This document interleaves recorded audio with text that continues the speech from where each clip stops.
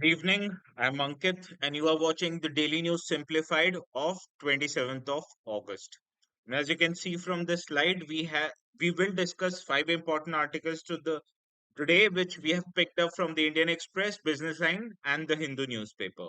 So let us quickly get on with the first article of the day, but please make sure to like this video as it helps us keep motivated.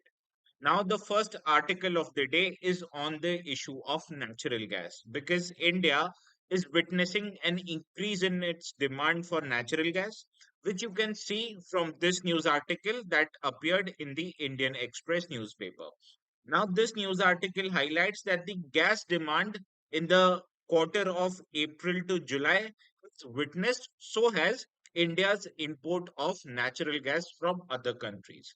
Now, this news article that is making India a gas-based economy, it is important from GS paper 3 syllabus. As you can see, the syllabus itself says infrastructure and energy. Also, questions on this topic have been frequently asked in the UPSC exam. Case in point, this PYQ of the year 2022, where it asked you the question that do you think India will be able to meet 50% of its energy need from renewable energy sources? So you can understand a same question can be modeled upon India's gas sector. So, in this regard, let us understand what is the role of gas in India's current energy mix. As you can see from this pie chart, which I have taken from the website of Ministry of Petroleum and Natural Gas, it highlights that 6.23% of total energy needs in India, it is met with natural gas. However, the government it is planning to increase the share of gas-based energy, which is to the 15% by the year 2030. Now, this news article also highlights that the government wants to move India towards being a gas based economy. Now, the question will arise why India is moving towards gas based economy. So, let us understand that. Now, first of all, natural gas is a cleaner energy source because it generates 40% less CO2 as compared to coal, whereas it generates 20% less CO2 when compared to burning of oils. Also, in terms of emissions of particulate matter or other harmful greenhouse gases such as sulfur dioxide and nitrous oxide, the natural gas it also emits less amount of these harmful substances. So that is why I can safely say that the natural gas is a cleaner source of energy. Further, in terms of energy efficiency, natural gas is also higher when you compare with coal and oil, in addition to being progressively cheaper source of energy. That is why it is first of all clean and also it is more energy efficient. That is why India is planning to move towards more and more natural gas based energy generation. Also, natural gas, as you can understand, is a gaseous substance. But when we cool this natural gas to 161.5 degrees centigrade, it changes into a liquid form. Now, when gas is converted into liquid, it reduces the volume of gas by 600 times. So you can understand the transport and supply of natural gas in its liquid form is quite easy. Hence, you can easily store these gases and also transfer them to other more demanding locations. In addition to all these 3 points, the natural gas is also more versatile source of energy use because as you can understand in major metro cities and also other cities as well, we are utilizing natural gas for transportation purposes, that not just buses but also taxis such as Ola and Uber, they also run utilizing this very natural gas. Also, the natural gas it is used for generation of power for heating purposes, which we have witnessed in continents like Europe. And also, the natural gas is being increasingly used for cooking purposes in form of piped natural gases. That is why not just for generation of power, but also for purposes such as transportation, heating, and cooking requirements, we can easily use natural gas, thereby adding to its versatility. Also, as you can understand, renewable energy such as wind and solar, they are intermittent in nature, which means that they are not available round the clock. For example, during the time of night. So whenever there is less amount of renewable energy, the energy from gas-based sources can also be used as a form of backup. Hence, because of the fact that they are quite, that can be started quite on a quick manner, and also they are clean source of energy as compared to coal and crude oil. Now, as you can understand, India is slowly becoming more and more developed, which means when any economy, not just India, is becoming more developed, you require higher amount of energy per capita for various other purposes.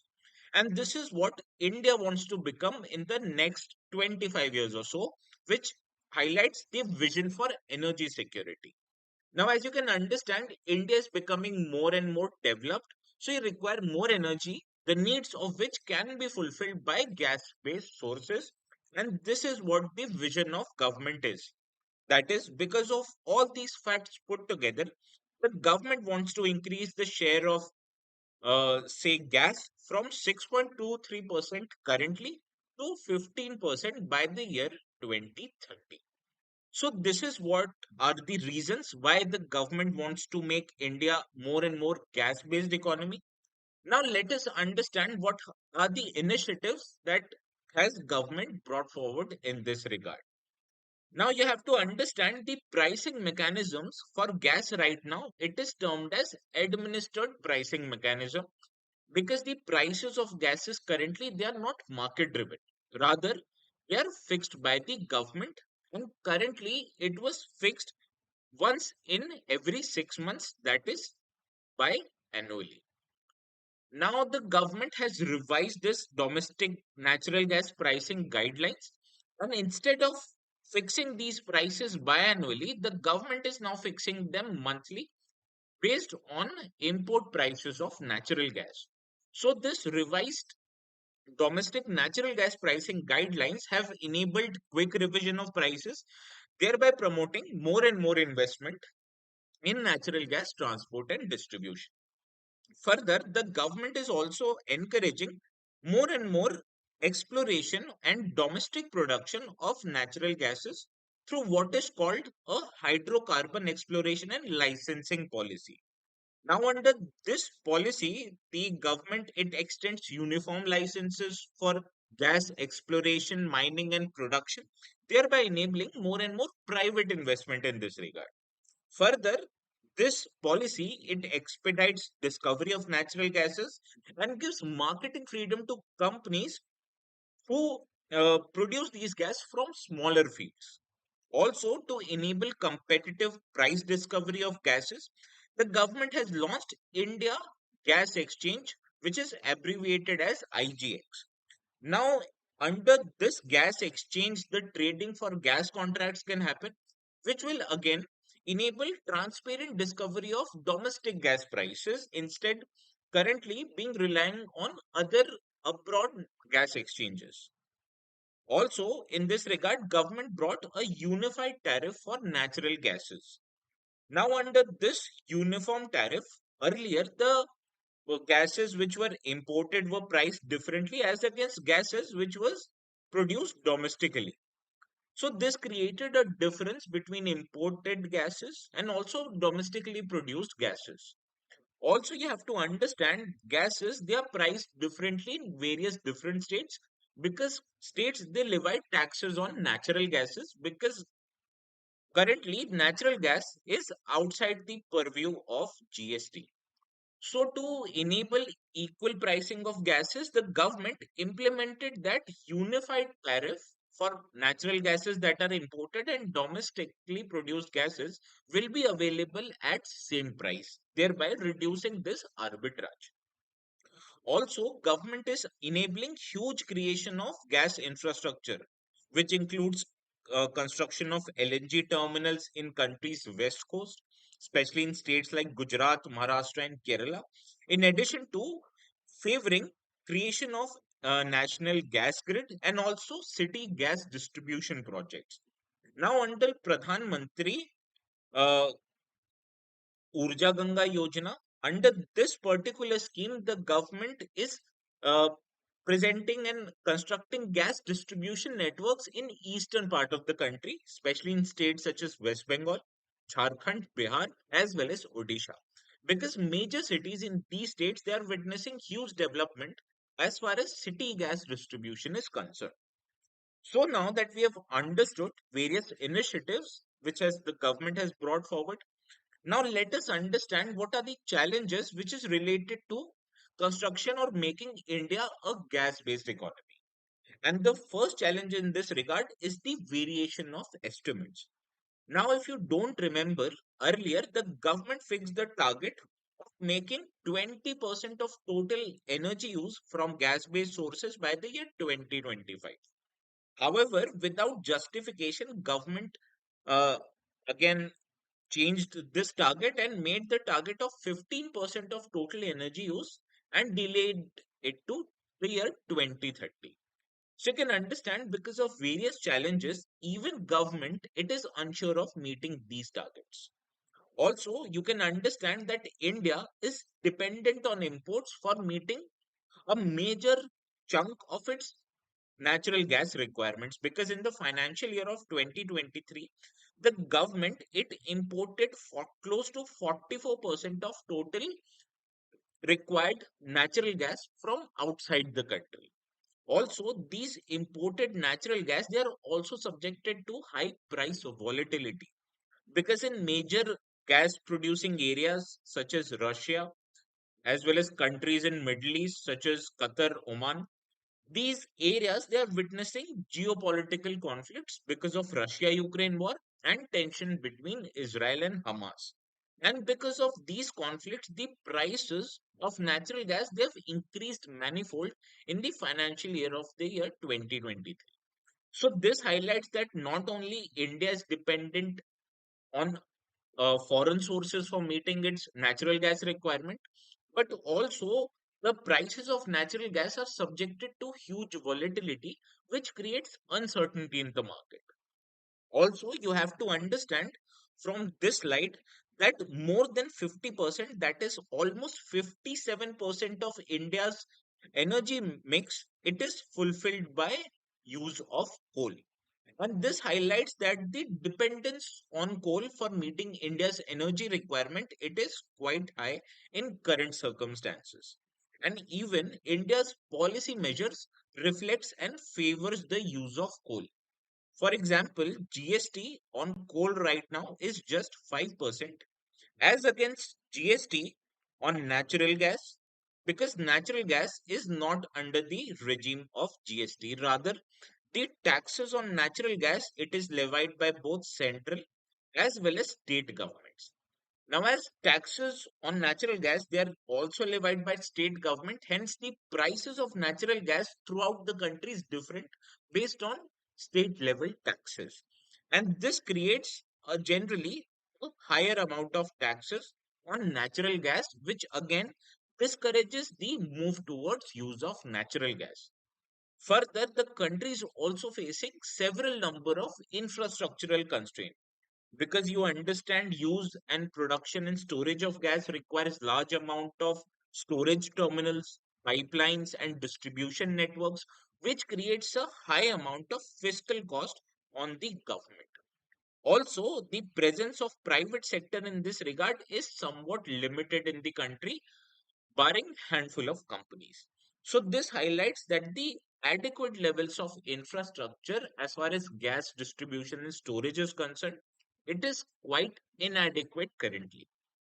Further, gas is not as clean an energy source as you compare it with other renewable sources of energy. And this highlights the challenges related to environment because extraction of natural gases, its production as well as combustion, it emits some amount of greenhouse gases, which also contributes to global warming. So, this is what are the challenges which are related to gas-based economy in India. And with this, we quickly move to what should be the road ahead in this regard. Now, government it established a committee under the chairmanship of a person called Kirit Parekh. Now, this committee gave certain suggestions, and we also have not implemented some of the suggestions in this regard.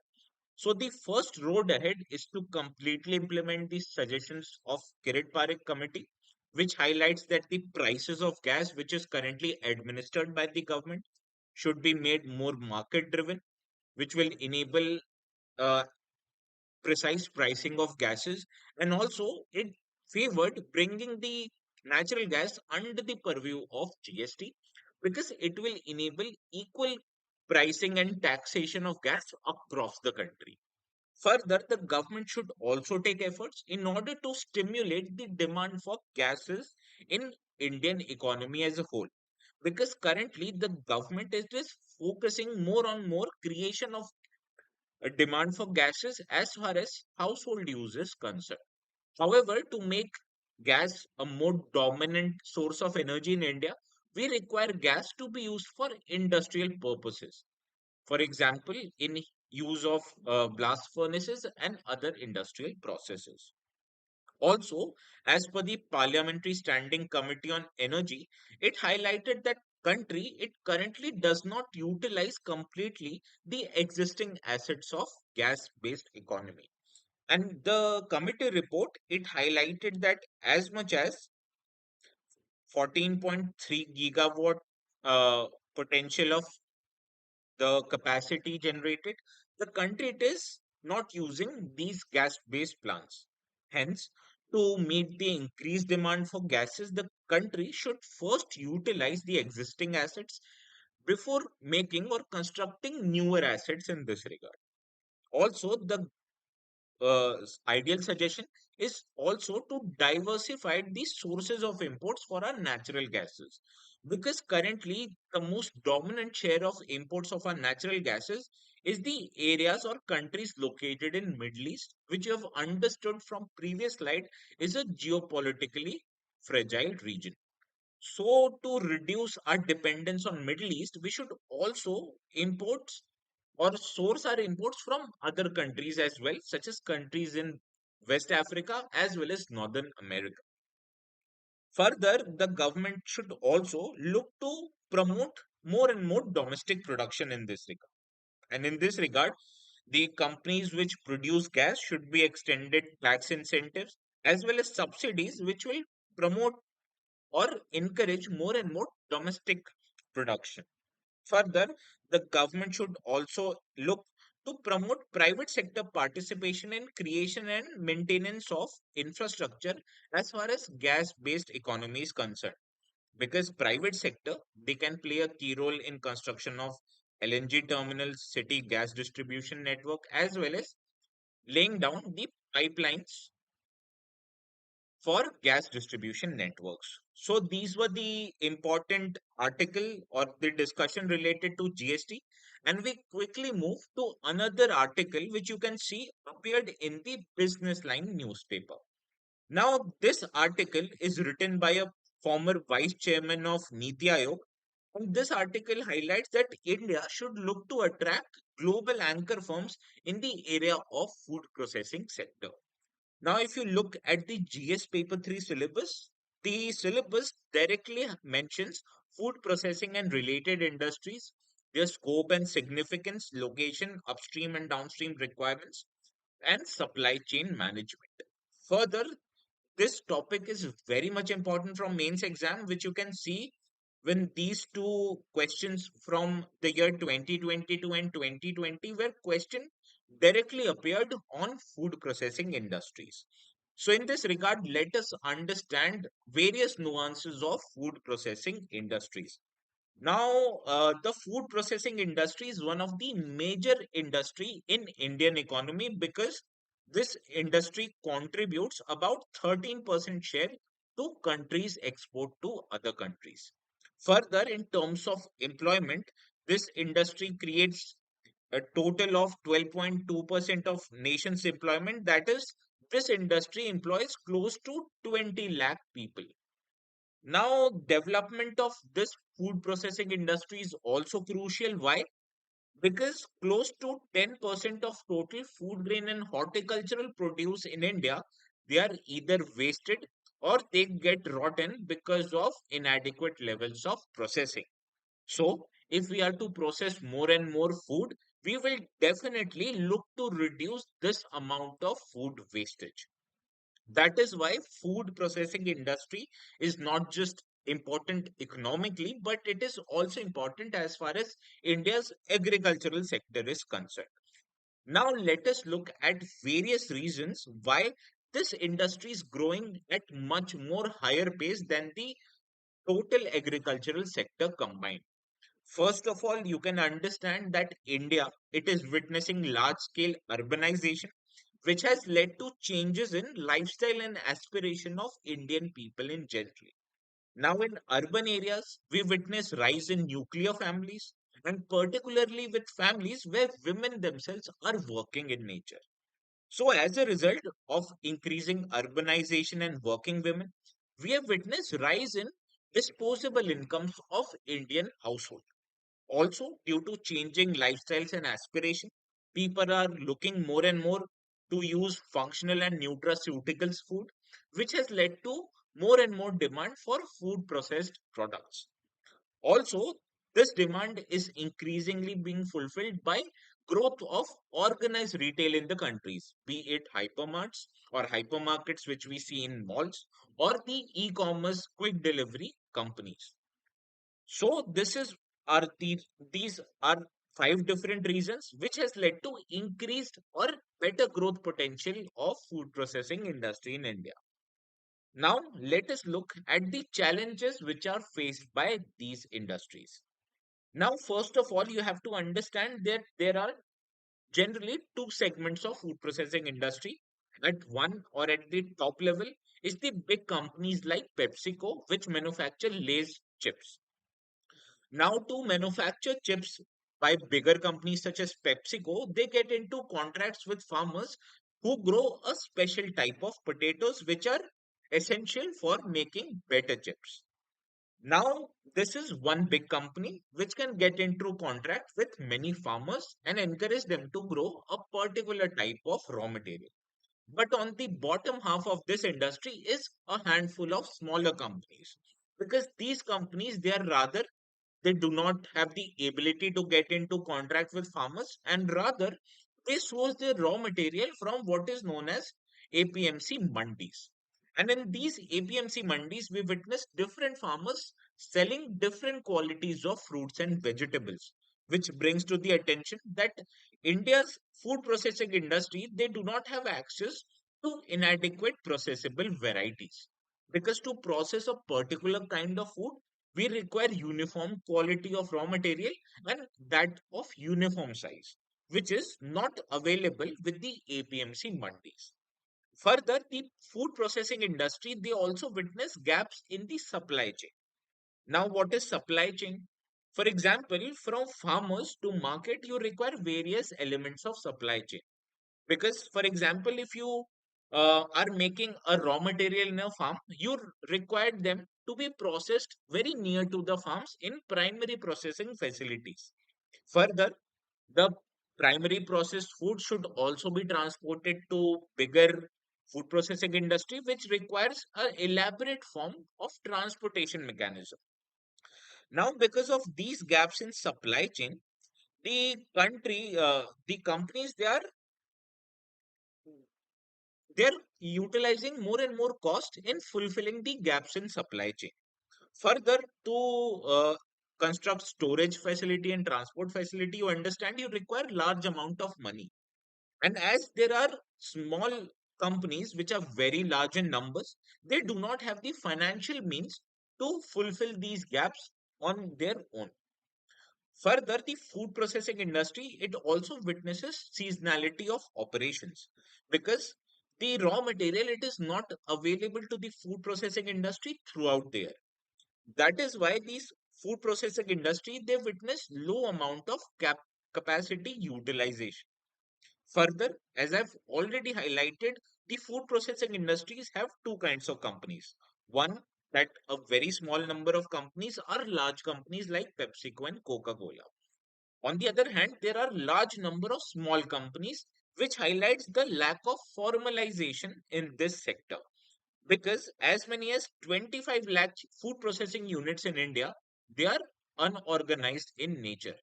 And these unorganized units, they have low amount of technology, or they lack the formal sources of credit, which hampers their growth and performance prospects.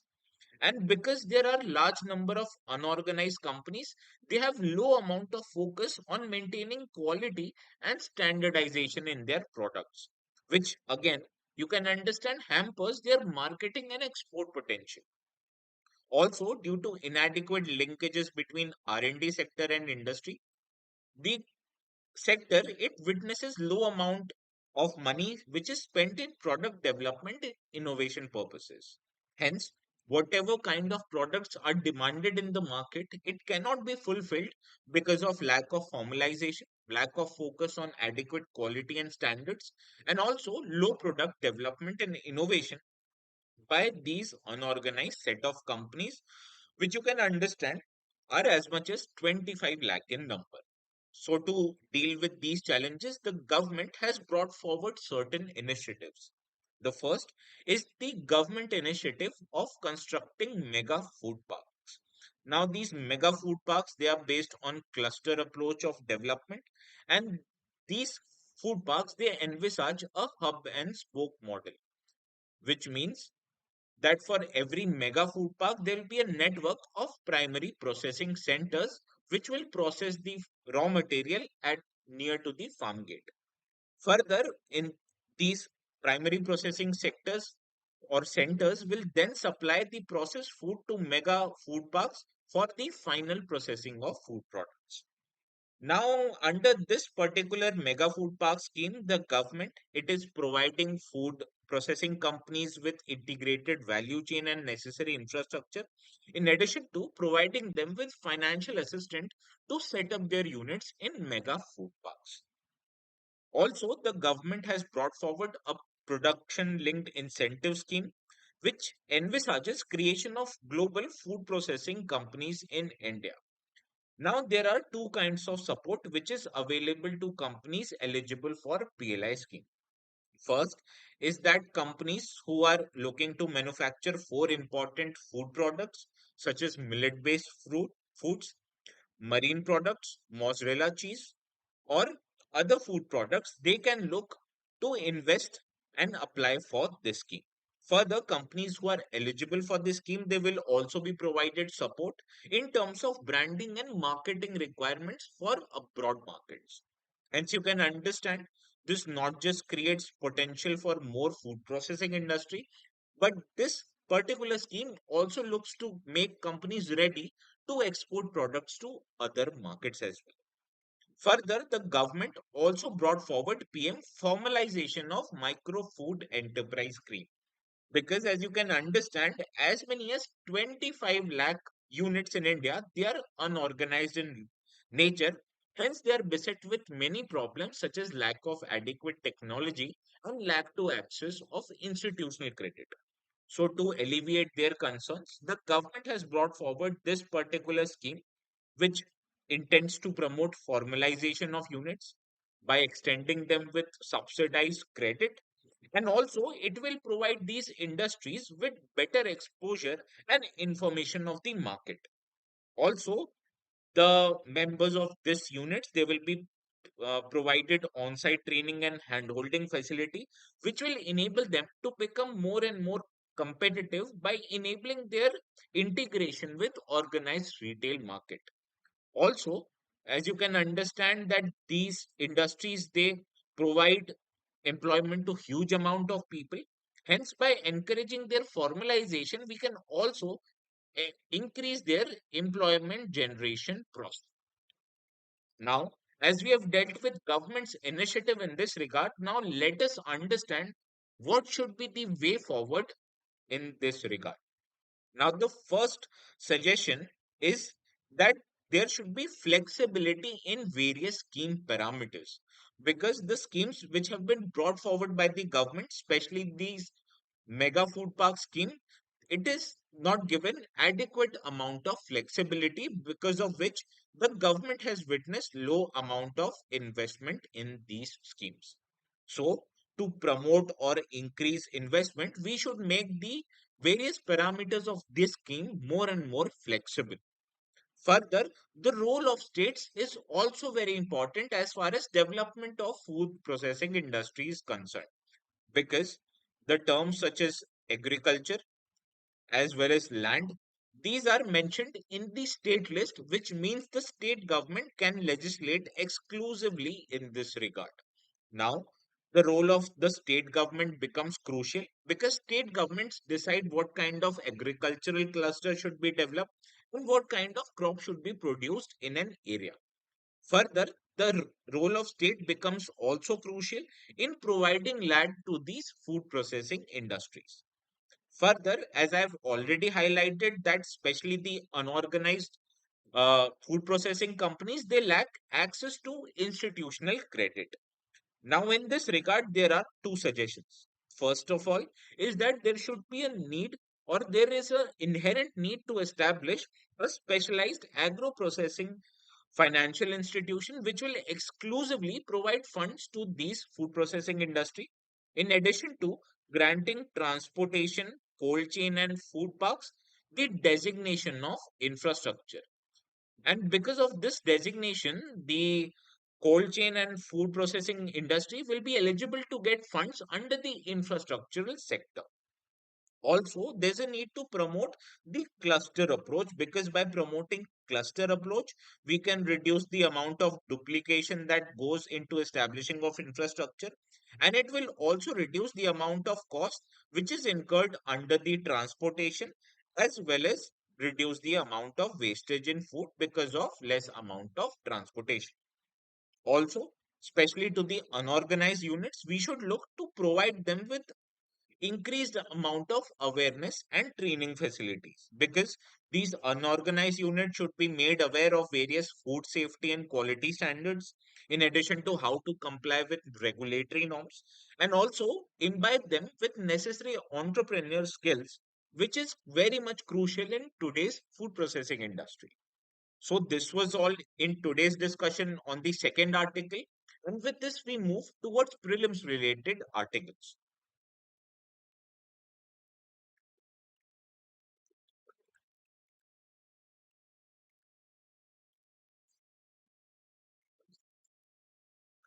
Now let us move to the next set of articles. This first article in this regard appeared in both the Business Line and the Indian Express Explained section. Now this news article highlights that the RBI governor has introduced a platform called Unified Lending Interface. Now, various reforms by RBI in providing facilities to banks and also consumers, it is important from UPSC perspective, especially because you can see a question appeared on unified payment interfaces. Further, any reforms in the lending sector will also ease the process of mobilization of resources. Hence, this topic is important from GS Paper 3 perspective. Now you can understand, with the introduction of UPI, the payment infrastructure in our country has become more and more streamlined. Because earlier we are required to pay for any goods or services in amount of cash or through other credit or debit cards. However, with use of UPI, the payment has become more and more easier. That is, by merely scanning the QR code, the money is transferred from account A to account B directly without the need of having mobile wallets. That is why the construction of such digital payment or digital public infrastructure is very crucial as far as digitization of economy is concerned. And in this regard, the government has, or the RBI in this regard, has introduced a unified lending interface. Why is this unified lending interface was introduced? Because to reduce the amount of issues in credit delivery. Because currently for banks to extend loans to customers, it requires large amount of data which determines whether the customer is worthy of getting loan. That is, the bank, when they are to assess the potential of customers, they require to go through various data, such as kind of what kind of payment history that the consumer has, which requires sourcing of these data from different entities, be it state or central government, utility services, or various banks. And this process, it not just creates or it takes time to complete, but it is also costly affair for banks. That is why, to streamline the credit lending processes, the government or the RBI is introducing a unified lending interface. Because this ULI will enable seamless flow of information from different entities to banks, which will help banks to assess the credit worthiness of borrowers. Hence, it will also enable quick delivery of credit to borrowers ultimately at a lower cost. Also, this ULI will be enabled, or it will have a standardized application programming interface, which will be both common and standardized. Hence, it will be designed for plug and play approach, which means that the basic infrastructure will be provided by the RBI, and then the private app makers can develop their interface over and above what is being provided by the RBI. And this common set of infrastructure, which is provided by the government, it aims to ease the process of credit lending. Further, as you can understand, this unified lending interface will also enhance the levels of financial inclusion in the country. Why?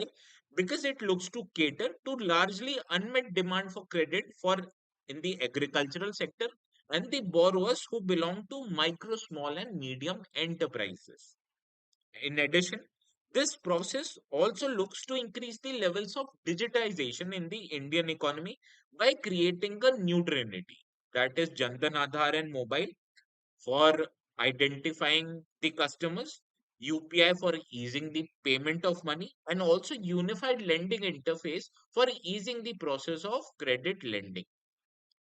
Now, based on this information, let us now solve the practice question which we have curated based on UPSC pattern. Now, which of the following is not the most likely consequence of implementing the ULI? Now, you have to identify the incorrect statement from these four statements. And as you can see, ULI enables quicker turnaround time for credit without requiring extensive documentation. It is correct, because rather than consumers providing the documentations, the bank will source this data which is required for banks to determine the credit worthiness from different entities through this very ULI. Also, uh, this ULI, it enables catering to large unmet demand for credit for agriculture and MSME borrowers, which is correct. And it is also providing a common and standardized API, which is designed for plug and play approach. So the incorrect statement from all these four is option B, which highlights that this will not necessarily do away with the need for providing of collateral, because collateral anyway will have to be provided by the borrowers, but assessing whether the borrower can provide collateral or not will has become much and more easier with the ULI interface. So the most not likely consequence will be option B, that is collateral although is necessary, but it is quite easier for borrowers to provide collateral and the regarding information. Now, let us quickly move to the second set of article, which you can see appeared in the science section of the Hindu newspaper. And this article highlights that the Pragyan rover, which was sent on board the Chandrayaan 3 mission, has revealed the signs of magma ocean on the ancient moon. Now, this news article is important because it is in GS paper 3 highlights achievements of India in field of science and technology. Now, as you can understand, it was Chandrayaan 1 which gave a definite sign of presence of water molecules on moon. But now the Chandrayaan-3 mission has revealed the signs of presence of magma ocean on moon. Further, questions on the ISRO's various different missions are important from prelims. Why? Because these questions have been appearing in prelims from to time. So in this regard, let us get a brief overview of Chandrayaan-3 mission. Now, this mission to moon was sent, and the mission it also included sending of a lander and rover along with six payloads, which enabled this mission to study the local properties of area near the moon's south pole. Now, this was Vikram lander, and under the Vikram lander, there was this small sized Pragyan rover. Now, this rover, when it got into the surface of moon, it operated for one lunar day, which means one lunar day is equal to 14 Earth days. Now, both the lander and rover, they had scientific payloads, which enabled both these landers and rovers to collect samples of the moon and then conduct an in situ experiments, which enabled these landers and rover to analyze the data from moon's surface. Now, this data, which was analyzed by both lander and rover, was then transmitted back to Earth for comprehensive analysis through the Vikram lander. Now, as going more detailed into Pragyan rover, this Pragyan rover was equipped primarily with two primary scientific payloads. The first was an alpha particle X-ray spectrometer, which you can understand was made to analyze the elemental composition of both lunar soil and rocks. Now, this APXS, it emits an alpha rays, which then hits the soil and samples of lunar surface. Now, upon hitting with alpha particles, these lunar surface they generate X-ray, which is then absorbed by this particular spectrometer. Now, upon analyzing this X-ray which is emitted by the lunar surface, the spectrometer determines the elemental composition of moon, which means whether moon has the presence of these following components or compounds. The second scientific payload was the laser-induced breakdown spectroscope, which enables this Pragyan rover to examine the chemical and elemental composition of lunar surface.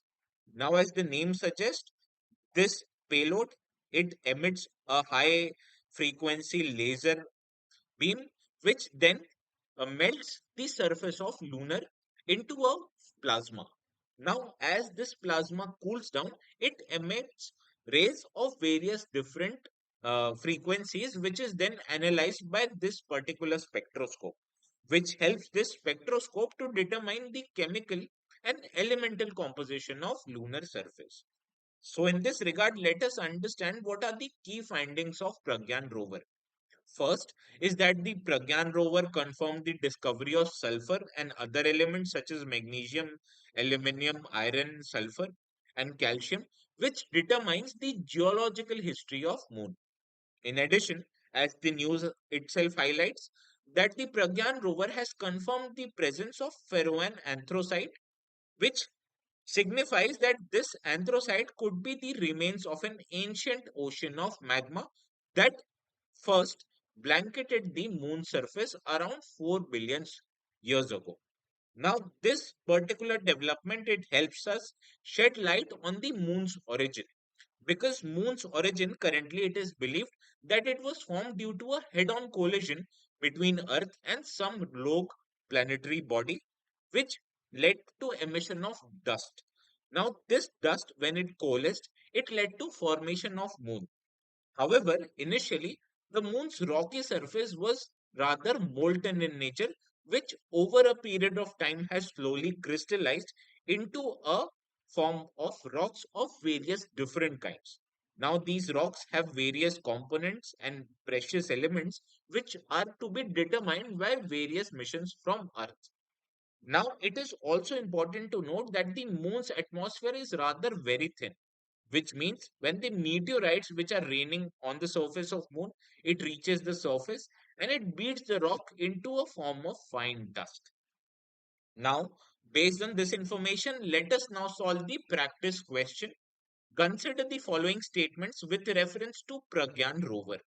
Now the Pragyan rover, it moved over the surface of moon for 14 lunar days, which you can understand from this slide is incorrect, because rather it moved on the surface of moon for one lunar day, which equals to 14 earth days and not 14 lunar days. Hence, first statement here is incorrect.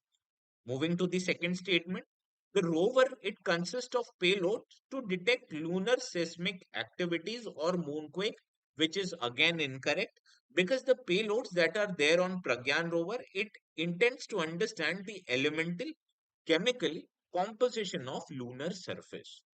So moving on to the third statement, that the Pragyan rover, it reported the presence of rock type called ferroan anthracite on the lunar surface, which is correct, as I've already highlighted here. So, how many of the statements given above are correct? The option correct is the answer A, which is only one statement correct. With this, we quickly move to the last article of the day, which both appeared in the Hindu as well as the Indian Express newspaper, and it highlights that there was a militant attack in the Balochistan province, which is in Pakistan. Now, Pakistan for many decades now has been involved in promoting terror related activities into other countries such as India. And now it has highlighted that their chickens have come home to roost, which has created problems even for them. Now, the areas across the world which are in news, they become important from UPSC prelims perspective, as you can see from this PYQ of the year 2022, which asked question related to various regions across Europe and Africa. So in this regard, we have also curated a practice question that asks us to identify places in news and country. So we'll first solve the question and then we'll understand whether these places in news are related to a particular country. Now, provinces such as Bolan as well as Kalat, as you can see from this map of Balochistan, is located here. That is, Kalat and both Bolan are located in Balochistan. Hence, first pairing is incorrect and third pairing is incorrect. Now, seeing from this map, you can understand that Golan Heights, it is located in the geography of Syria. However, this Golan Heights, or the majority portion of it, it is controlled by Israel since Six Days War, which happened in 1960s. Also, the province or the area of Idlib, which you can see from this map, is again located in Syria. Hence, it is correct. Whereas Golan, which is located in Syria, is incorrect because it is not located in Pakistan. Now, please pay attention. This question requires you to answer the incorrectly matched pairs, which means there are three pairs which are incorrect. Hence, option C is the right answer to this question. So, with this, we conclude our today's session of Daily News Simplified. Stay tuned to our YouTube channel for more updates, and we'll see you again tomorrow at 6 p.m. So, until then, I bid you a very good night.